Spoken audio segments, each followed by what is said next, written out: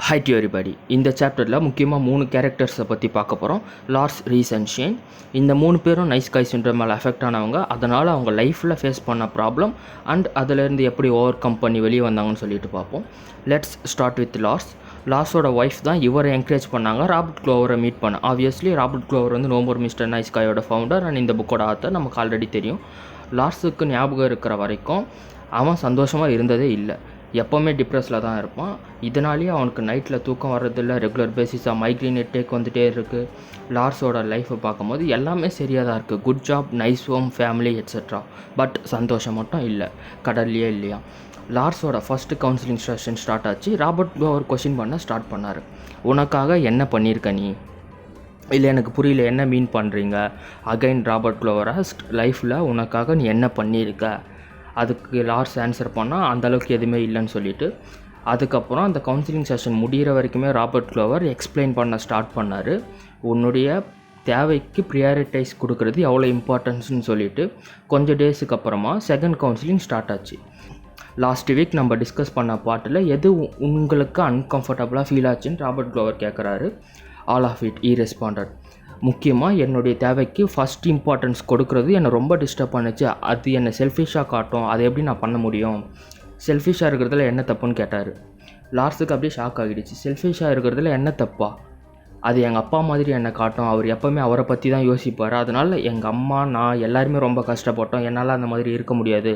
எனக்கு ஒய்ஃப் இருக்குது, கிட்ஸ் இருக்குது, I have bills to pay. என்னால் செல்ஃபிஷாக இருக்க முடியாது. இப்போ நம்ம எல்லாருக்குமே தோணும், லார்ஸ் சொல்கிறது கரெக்டு தானே, அவர் பக்கம் பாயிண்ட் இருக்குல்ல.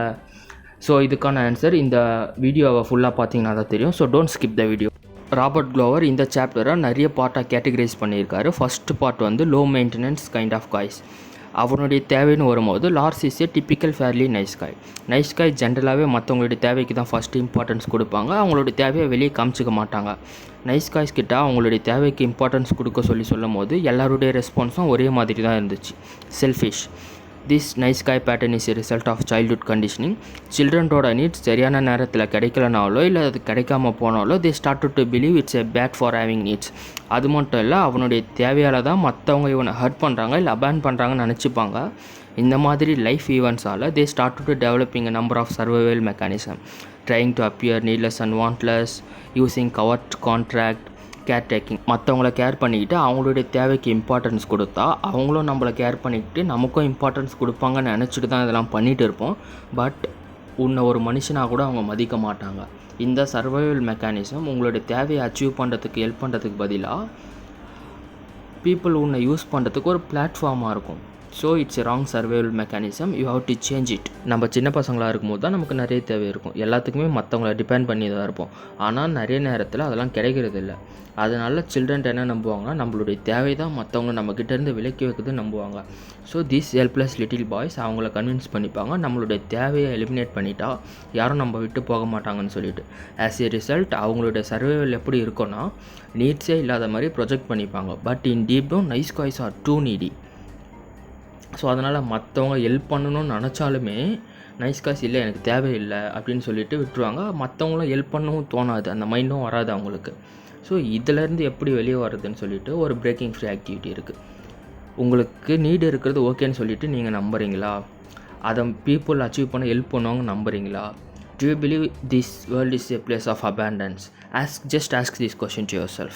எல்லாருக்கும் லைஃப்பில் தேவைகள் இருக்கும். பட் நைஸ் காய்ஸ் அதை டைரெக்டாக வெளியே காமிச்சிக்க மாட்டாங்க. அதனால் அதை இன்டைரக்ட் வேலை அப்ரோச் பண்ண ட்ரை பண்ணுவாங்க with a little bit of hope to get their needs met. Nice guys ஏதாச்சும் தேவைன்னா அவங்க கவர்ட் கான்ட்ராக்ட் அப்படின்ற ஒரு மெத்தடை யூஸ் பண்ணுவாங்க. It's unconscious unspoken agreement. நான் உனக்கு இதை பண்ணுறேன், நீ எனக்கு ரிட்டன் இதை பண்ணு. பட் ஆனால் அதை வெளியே சொல்ல மாட்டாங்க. பட் ஆனால் நீங்கள் பண்ணணும்னு சொல்லிட்டு எக்ஸ்பெக்ட் பண்ணுவாங்க. ஃபார் எக்ஸாம்பிள், இது நிறைய பேர் எக்ஸ்பீரியன்ஸ் பண்ணியிருப்பாங்க. நம்மளுடைய பார்ட்னர் காதில் போயிட்டு ஐ லவ் யூ சொல்லியிருப்போம். அதுக்கப்புறமா பொறுமையாக காத்திருப்போம் அவங்க மறுபடியும் ஐ லவ் யூ டூன்னு சொல்லுவாங்கன்னு சொல்லிட்டு. This is an example of covert contract. Giving I love you to get to I love you back in return, it's unspoken agreement. நம்ம பார்ட்னர்கிட்ட போயிட்டு ஐ லவ் யூ சொல்லுன்னு சொல்கிறது தப்பு இல்லை. பட் நைஸ் கைஸ் அதை பண்ண மாட்டாங்க. But telling her I love you first to get an I love you too in return, it's indirect, unclear and manipulative. So இந்த பார்ட்டோட பிரேக்கிங் ஃப்ரீ ஆக்டிவிட்டி என்னென்னா உங்களுடைய கவர்ட் கான்ட்ராக்ட் என்னென்னு ஐடென்டிஃபை பண்ணுங்கள்.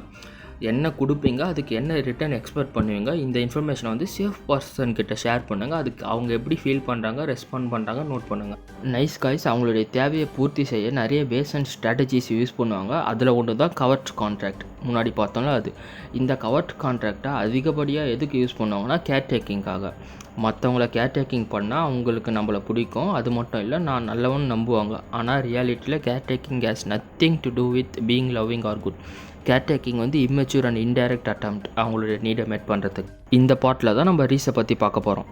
Raise is a graphics designer and is a gay. No more mister nice guy therapy செஷனில் Reese story reveal பண்ணுறாரு. Within a period of year Reese entered into டு 3 intense relationship. அந்த 3 ரிலேஷன்ஷிப்புமே பிரேக்கப்பில் போய் தான் முடியுது, ரொம்ப நாள் நீடிக்கல. Each fail because of the same scenario. Reese எப்படி மேனை சூஸ் பண்ணுறாருன்னா, ஆல்ரெடி உடஞ்சி போனவரை அவர் ரெக்கவர் ஆனதுக்கப்புறமா ரீஸை விட்டு போயிடுறாங்க. இதுதான் 3 சினாரியிலுமே நடந்தது. இது எல்லா நைஸ் காய் ஸ்டோரியிலும் நடந்திருக்கும். அவங்க எந்த அளவுக்கு கொடுக்குறாங்களோ அந்த அளவுக்கு ரிட்டர்ன்ஸ் வராது. கேரிங்க்கும் கேர் டேக்கிங்க்கும் ஒரு சின்ன வித்தியாசம் தான் இருக்குது. கேர் டேக்கிங்கில் வந்து உனக்கு என்ன ரிட்டன் எதிர்பார்க்குறியோ அதை கொடுப்பேன். கேரிங்கில் வந்து அவங்களுக்கு என்ன தேவையோ அதை கொடுப்பேன்.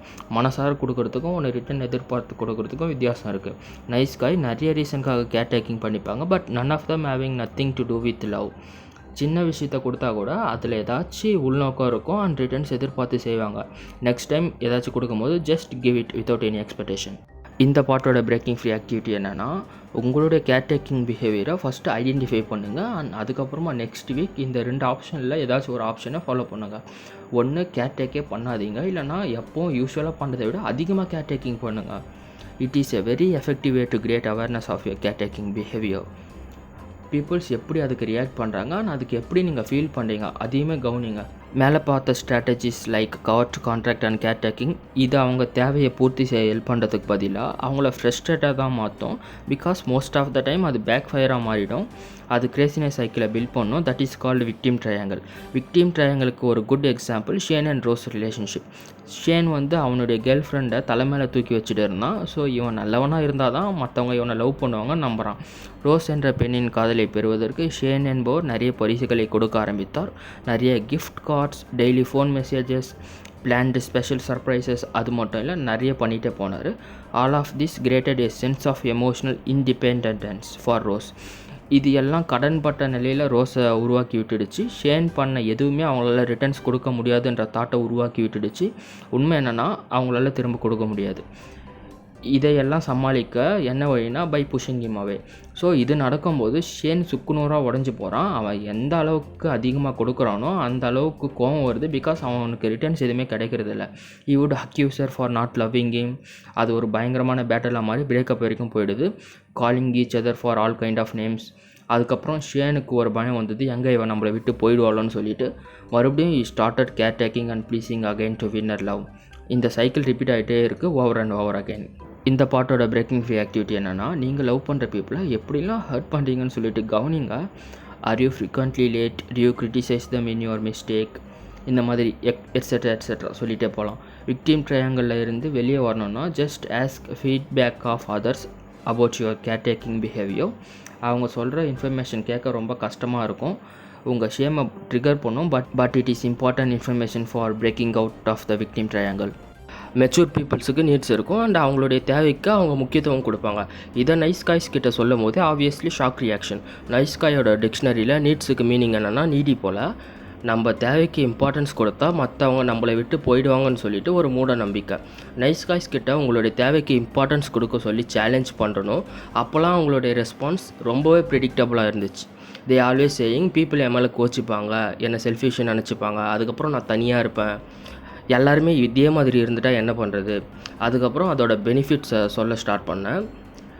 எந்த ஒரு எக்ஸ்பெக்டேஷனுமே இல்லாமல் மற்றவங்களுக்கு ஹெல்ப் பண்ணலாம். They become less needy, they become more attractive. So most nice guys will really like the last benefit on the list. So அவங்க மோர் அட்ராக்டிவாக தெரிவாங்கன்னு சொன்னதும் நைஸ் காய்ஸுக்கு இது ரொம்பவே பிடிச்சிருச்சு. எல் ப்ளஸ் whiny wimpy and needy are not attractive on man. Confidence and self assurance are. நம்மளுடைய தேவைக்கு இம்பார்ட்டன்ஸ் கொடுக்கறதுனால பீப்புள்ஸ் நம்மளை விட்டு போக போகிறதில்ல. இன்ஃபேக்ட் அதுதான் அவங்கள அட்ராக்ட் பண்ணும். No more mister nice guy men's குரூப்பில் இருக்கிறவங்களுக்கு ஒரு சேலஞ்ச். அட்லீஸ்ட் 1 வீக் உங்களுடைய தேவைக்கு ஃபஸ்ட் இம்பார்ட்டன்ஸ் கொடுக்கணும். ஸ்டார்டிங்கில் எல்லா நைஸ் காய்ஸுக்கும் என்சைட்டி உண்டாக்கும். பிகாஸ் அவங்களுடைய கோர் பிலீவ்ஸே கம்ப்ளீட்டாக ஷிஃப்ட் ஆகுது இந்த சேலஞ்ச். 1 வீக் அப்புறமா அவங்களுடைய எக்ஸ்பீரியன்ஸை ஷேர் பண்ணியிருக்காங்க. ஃபஸ்ட்டு லார்ஸ் இந்த சாப்டரோட பிகினிங்கில் லார்ஸை பற்றி பார்த்தோம். Lars decided to keep it simple. Next 1 week plan என்னென்னா ஜிம்முக்கு போய் ஒர்க் அவுட் பண்ணணும். லார்ஸுக்கு மேரேஜ் ஆகிறதுக்கு முன்னாடி ஃபிசிக்கலாக ஆக்டிவாக இருந்தான். But children, home and job இந்த ரீசனால் எல்லாத்துக்கும் முற்றுப்புள்ளி வச்சாச்சு. Again Lars decided to physically active. இந்த பிளானை ஒய்ஃப் கிட்ட ஷேர் பண்ணும்போது அவங்க லிட்டில் பிட் கில்ட்டாக ஃபீல் பண்ணாங்க. நான் மட்டும் வீட்டை பார்த்துக்கணும், நீ மட்டும் ஒர்க் அவுட் பண்ணுவியான்னு சொல்லிட்டு. பட் லார்ஸ் ஆல்ரெடி டிசைட் பண்ணிட்டான், என்னானாலும் சரி இந்த வீக் நம்ம தேவைக்கு ஃபஸ்ட் இம்பார்ட்டன்ஸ் கொடுக்கணும்னு சொல்லிட்டு. ஸோ ஒய்ஃப் சொல்கிறத காதில் எடுத்துக்காமல் அவன் ஜிம்முக்கு போயிட்டான். ஸ்டார்டிங்கில் அவனுக்கு கில்ட்டாக ஃபீல் ஆச்சு, ஒய்ஃப் சொல்கிறத கேட்காம நம்ம நீட்ஸுக்கு இம்பார்ட்டன்ஸ் கொடுக்குறோன்னு சொல்லிட்டு. But after a week Lars again physically active. வழக்கத்துக்கு மாறாக ரொம்ப சந்தோஷமாக இருந்தான், ரொம்ப நல்லா தூங்கினான். இதெல்லாம் பார்த்த லார்ஸோட ஒய்ஃப் இம்ப்ரெஸ் ஆகிட்டாங்க. லார்ஸுக்கு ஒரே ஆச்சரியமாக இருக்குது. ஈ பிகம் மோர் அட்ராக்டிவ். அவனோட நீட்ஸுக்கு இம்பார்ட்டன்ஸ் கொடுக்க ஸ்டார்ட் பண்ணதுக்கப்புறமா. அது போலவே ரீஸ் அண்ட் ஷேனும் அவங்களுடைய நீட்ஸுக்கு இம்பார்ட்டன்ஸ் கொடுக்க ஸ்டார்ட் பண்ணாங்க. 1 மந்த்துக்குள்ளே அவங்களுக்கு பயங்கரமாக சேஞ்சஸ் தெரிஞ்சுது. அவங்க எக்ஸ்பெக்ட் பண்ணது என்னென்னா peoples will hate them, they think I am selfish. But அதுக்கு ஆப்போசிட்டாக எல்லாரையும் அட்ராக்ட் பண்ண ஸ்டார்ட் பண்ணாங்க. அவங்களுடைய லைஃப் அவங்க ஆசைப்பட்டது போலவே சேஞ்ச் ஆக ஸ்டார்ட் ஆச்சு. இந்த சாப்டரோட last part making the decision. இருக்கிறதுலே ரொம்ப கஷ்டமான விஷயம் என்னென்னா நைஸ் காய்ஸ் ஒரு முடிவு எடுத்து அதை முன்னிறுத்துறது. யார்கிட்டையும் போய் அவன் பர்மிஷன் கேட்க வேண்டியதில்லை, இதை பண்ணணுமா வேணாமான்னு சொல்லிவிட்டு அவன் கன்சிடர் பண்ண வேண்டியது எல்லாமே ஒரே ஒரு வாய்ஸ் தான், அவனுடைய ஓன் வாய்ஸ். இதுதான் எனக்கு தேவையா, ஆன்சர் எஸ்னா இதை தான் நான் பண்ண போகிறேன்.